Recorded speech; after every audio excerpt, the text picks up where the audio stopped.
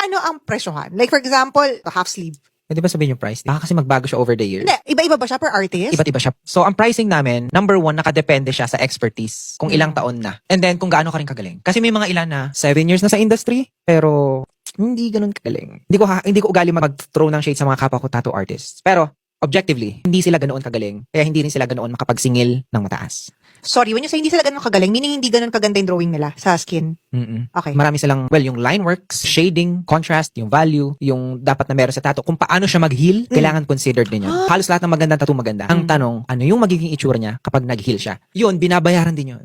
Paano siya nagiging different? Kunyari ikaw, tinatuan mo ako dito, si kuya tinatuan ako dito. Bakit nagkakaibahan ng healing? Number one, yung application ng artist. Sobrang technical, sobrang malalim. In short, pag hindi eksperyensado ang isang artist, malaki yung chance na hindi siya mag-heal na maganda. Kasi sa amin, over the years ng pagtatattoo, kaya ko sinabi na the more years na nagtatattoo ka, mas tumataas yung singil mo. Alam mo na kasi yung healing ng tattoo mo. Pag 3 years na, ano itsura niya kapag 5 years na, doon mo nalalaman. Hindi lang yung fresh. Ano yung itsura niyan after 2 years? Pag maganda pa rin siya after 2 years, after ilang certain years, alam mo na tama yung ginagawa mo. Kasi ang tattoo, habang buhay siya eh. Kailangan yung ginagawa mo sa araw ng session nyo, i-consider mo kung anong itsura niya pag nag-fully heal na siya. Kailangan pinupost niya rin yung healed after 2 years. Pero, hindi lang siya kasalanan ng artist. Minsan naman kasi, may mga kliyente, ito naranasan ko, may tinatuan ako na Philippine Eagle na full leg sleeve. After 2 days, nagburakay. Bawal yun. Bawal ka maligo sa dagat pag may bago kang tattoo. Swimming pool, bathtub, bawal. Ano nangyari sa tattoo niya? Nag-fade. So ano binalik niya sa'yo? Oo, niretouch ko. Retouch lang naman yun. Pero syempre, sayang. Sayang yung bayad, sayang yung sakit, yung araw ng appointment. Pero yun, bawal mo siyang kamutin, bawal mo siyang balatan, bawal mo siyang i-expose sa araw. Lahat yun nagawa niya sa Boracay eh. Kaya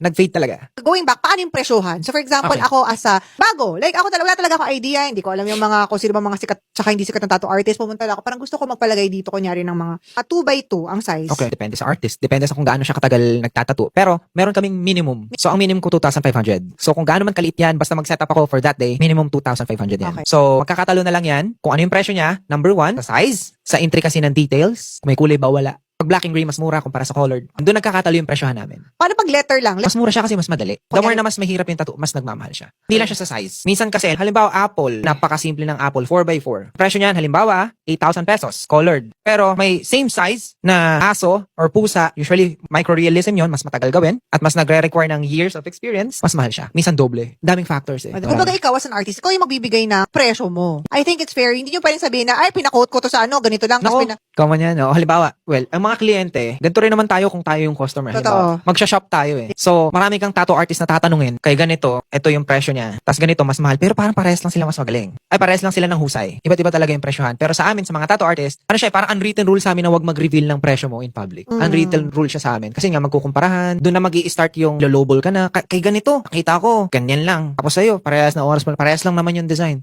So, iba't iba talaga siya eh. Tapos, nagkakatalo pa yan sa bansa kung nasan ka. Kasi ang presyo ng tattoo sa Pilipinas, cheaper kumpara sa mga ibang bansa. Bawa, Yeah. USA, Australia, Japan, Canada, Europe lalo na. Feeling ko doon yung pinakamahal na tattoo. Sobrang mahal ng mga tattoo doon kasi siguro yung cost of living sa taas. Saka yung labor nila. Yung labor nila, yung mga- talent, bayad sa talento nila, halos doble. Minsan triple pa Can ng presyo ng Pilipinas. Kaya medyo lugi yung mga Pinoy in terms of, kasi tayo pag nag-operate tayo ng business, may overhead eh. Yes. May mga supplies, lahat. Ang presyo ng supply sa buong mundo, iisa lang. Pero ang presyo ng tattoo sa Pilipinas, mas mura. Technically, yung margin mo dito sa Pinas, mas maliit. Kasi sa kanila, same lang ng presyo ng tattoo supplies na pang Pilipinas, pero yung tattoo nila, mas mahal. Pero hindi mo rin kasi mamahalan sobra kasi sino na maging kliyente mo? Hindi yung dilema eh. Kaya sa amin, merong debate, matagal ng debate to na taas natin yung antas ng tattoo sa Pilipinas. Yung parang lagi nilang sinasabi ng mga kapwa ko tattoo artist. Kasi ang gusto nila, wag naman kayo mag-global ng sobra. Para pabigyan naman, unang-una mabigyan natin ng value yung art natin. Yeah. I think sa Southeast Asia, isa tayo sa may pinakamurang tattoo. Sabi nga ni Jimmy, sa Korea mahal ng tattoo. Oo, mahal. Halos doble.